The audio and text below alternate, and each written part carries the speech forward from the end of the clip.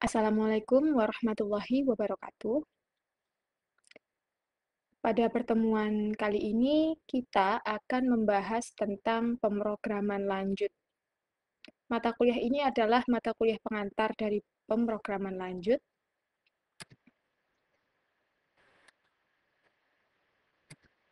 Adapun sebelumnya, di sini saya akan menyatakan disclaimer terlebih dahulu, bahwa dalam mata kuliah ini kita akan membahas lebih lanjut tentang pemrograman, secara khususnya adalah pemrograman berbasis objek. Pun outline dari pertemuan kita kali ini adalah sebagai berikut. Yang pertama, akan kita pelajari bersama tentang konsep dari Object Oriented Programming atau pemrograman berbasis objek. Setelah itu, penjelasan mengenai apa itu kelas dan juga apa itu objek, beserta juga dengan atribut dan metode yang dimiliki oleh sebuah kelas.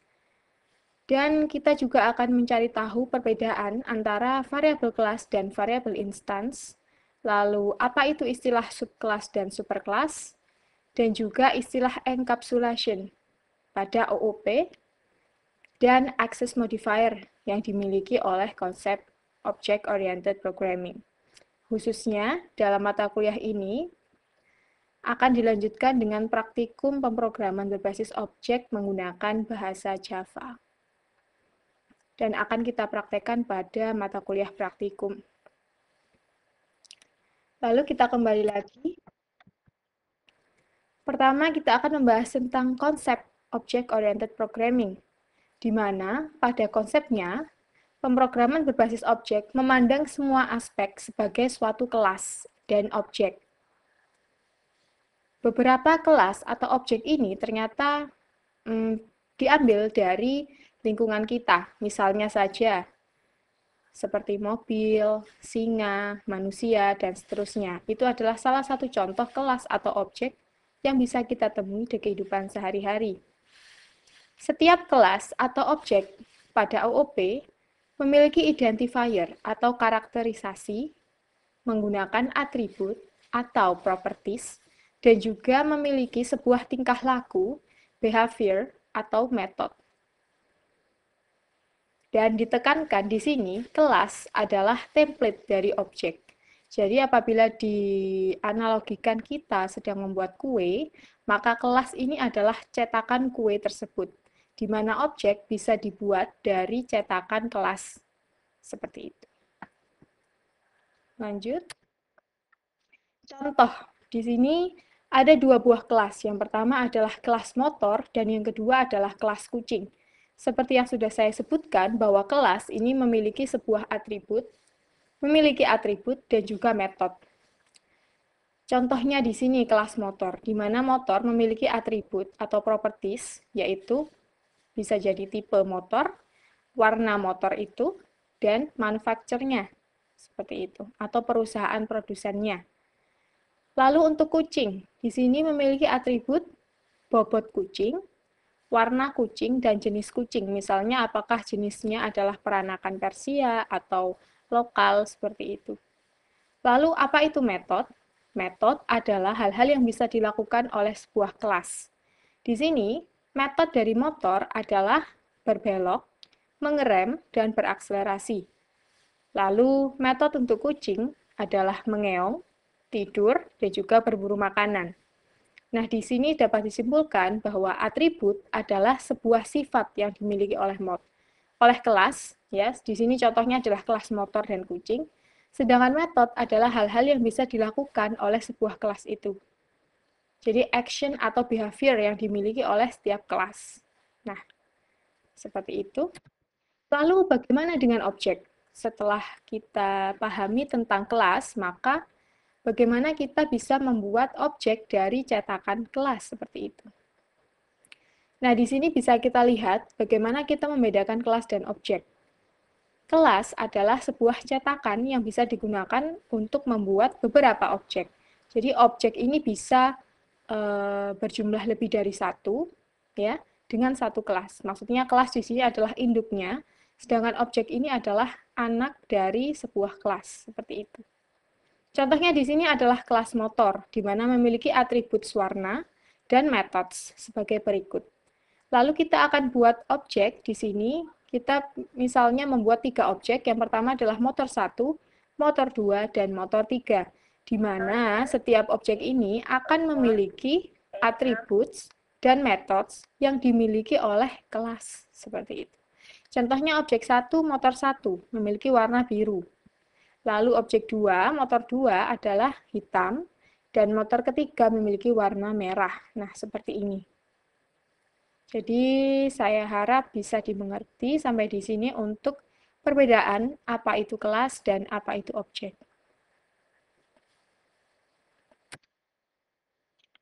Lalu, proses pembuatan objek dari kelas yang sudah kita lihat pada contoh sebelumnya disebut sebagai inisialisasi. Nah, ketika diinisialisasi, tiap objek akan mendapatkan satu set baru, ya, jadi akan mendapatkan satu perangkat yang dimiliki oleh kelas, yaitu perangkat atribut dan method. Kelas menyediakan keuntungan berupa reusability atau bisa digunakan berulang-ulang seperti itu. Jadi cukup membuat satu kelas, maka kita bisa mengenerate beberapa objek dari kelas tersebut. Oke, sampai di sini saya rasa kalian semua sudah memahami tentang bagaimana konsep kelas dan apa saja yang dimiliki oleh kelas dan juga bagaimana kita membuat inisialisasi dari sebuah kelas yang berupa objek seperti itu. Oke, sekarang setiap kelas ya ini memiliki atribut yang dinamakan variabel kelas dan variabel instance. Nah, perbedaan dari kedua variabel ini adalah di mana variabel kelas atau variabel kelas ini memiliki nilai yang sama untuk semua objek pada kelas yang sama. Jadi nilai atau value pada atribut ini adalah statik. Jadi dia tidak bisa diubah seperti itu. Sedangkan untuk variabel instance itu memiliki nilai yang unik dari setiap objek pada sebuah kelas. Jadi nilainya atau value-nya ini bersifat unik, jadi bisa diubah seperti itu. Variabel ini disebut sebagai instance variable. Kita lihat contohnya berikut ini. Contohnya, pada objek motor 1 dan objek motor 2, ini memiliki atribut yang dimiliki oleh kelas motor. Nah, di sini kita akan membedakan mana atribut yang disebut sebagai kelas variable dan instance variable. Di sini, variabel kelas seperti pada penjelasan sebelumnya, value yang dihasilkan adalah static, jadi tidak bisa diubah seperti itu. Nilainya adalah sama. Di sini adalah merek, di mana merek dari objek 1 dan objek 2 value-nya sama, yaitu merek Honda, seperti itu. Sedangkan untuk instant variable, di mana nilainya ini non-static, jadi bisa diubah, ya. Di sini maka warna untuk motor 1 adalah biru dan motor 2 adalah hitam. Nah, seperti itu. Jadi ini adalah perbedaan antara variabel kelas dan variabel instance. Selanjutnya, methods. Methods ini adalah behavior atau action yang bisa dilakukan oleh sebuah kelas. Nah, method ini adalah merupakan bagian terpisah dari kode yang akan dipanggil oleh program utama dan beberapa metode lainnya untuk menunjukkan beberapa fungsi spesifik. Jadi kalau kita lihat ke belakang tadi, di mana motor itu memiliki metode yaitu berbelok. Jadi metode berbelok itu akan terpisah dari kode yang ada dalam program utama. Jadi akan dipanggil tersendiri. Bagaimana metode berbelok, bagaimana metode maju, seperti itu. Kita lanjut.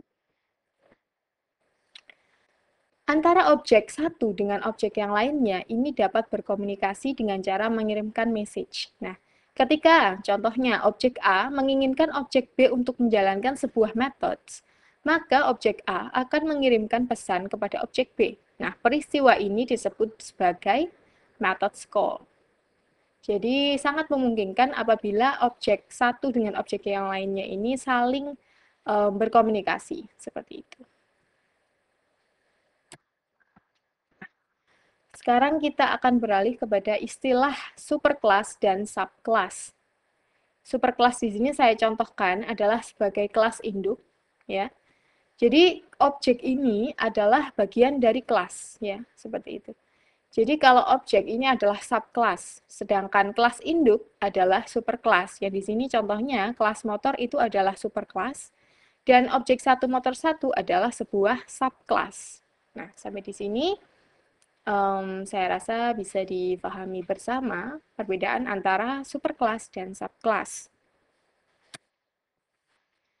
Pada konsep Object-Oriented Programming, terdapat sebuah istilah yang dinamakan encapsulation, atau terkadang disebut sebagai information hiding, yang merupakan sebuah kunci konsep dari bekerja dengan objek atau konsep OOP. Nah, information hiding ini memiliki arti untuk menyembunyikan implementasi detail dari user terhadap suatu objek, seperti itu.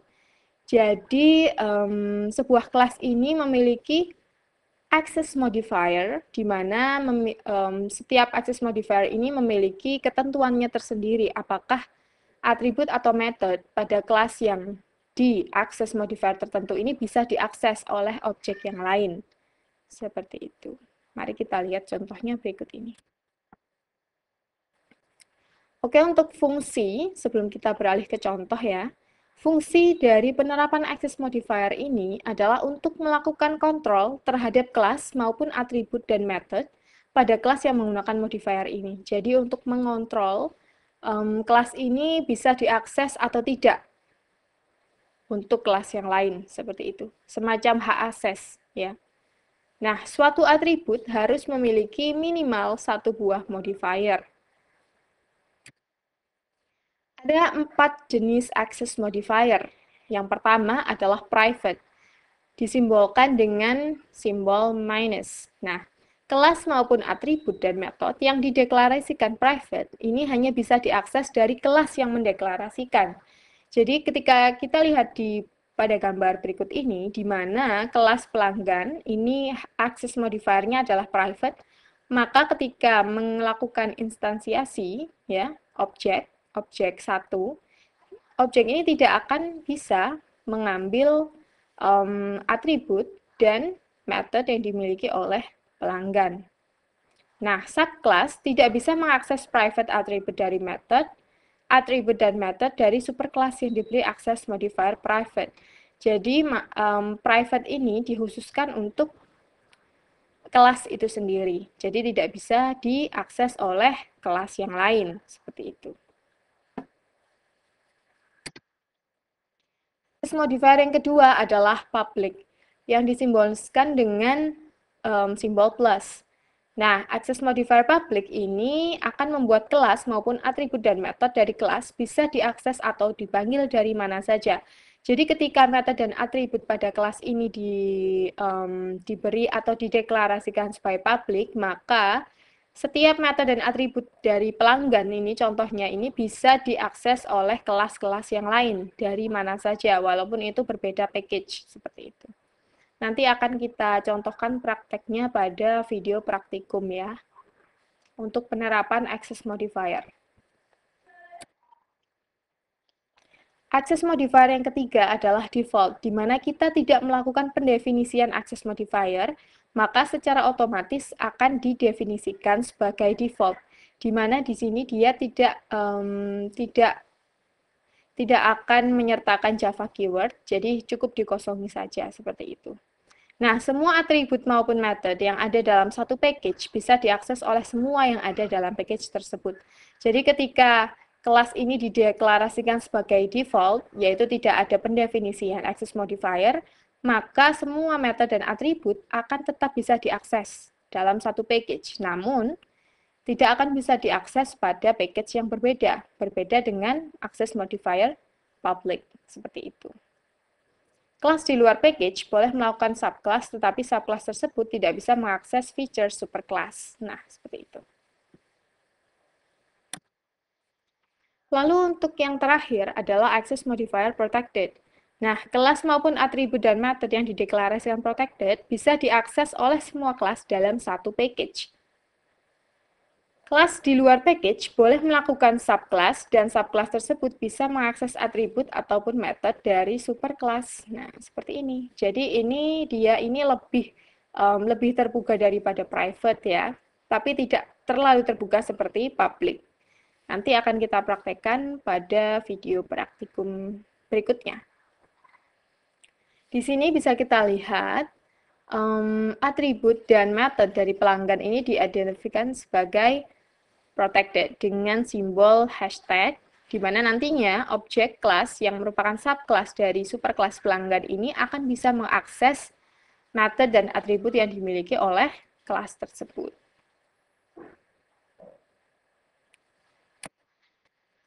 Ini adalah kesimpulan dari konsep enkapsulasi dari beberapa access modifier. Nah, di sini private dia bisa diakses dari kelas itu sendiri saja, seperti itu. Sedangkan untuk default, dia bisa diakses melalui kelas tersebut dan juga apabila terdapat pada satu package yang sama. Lalu untuk protected, dia bisa diakses oleh kelas itu sendiri, bisa diakses dalam suatu package, dan bisa diakses oleh subclass. Nah, seperti itu. Sedangkan untuk public, dia bisa diakses dari mana saja, entah itu dari kelas, package, subclass, dan bahkan dari package yang lain selama ada di satu root atau network yang sama. Oke, jadi itu tadi penjelasan mengenai konsep Object-Oriented Programming dan juga beberapa hal lainnya yang terkait dengan konsep tersebut. Saya harap penjelasan saya bisa dimengerti dan apabila kalian ingin memberikan sebuah pertanyaan atau masih ada yang ingin ditanyakan, silahkan menuliskan komentar pada kolom komen di bawah ini. Baik, terima kasih. Wassalamualaikum warahmatullahi wabarakatuh.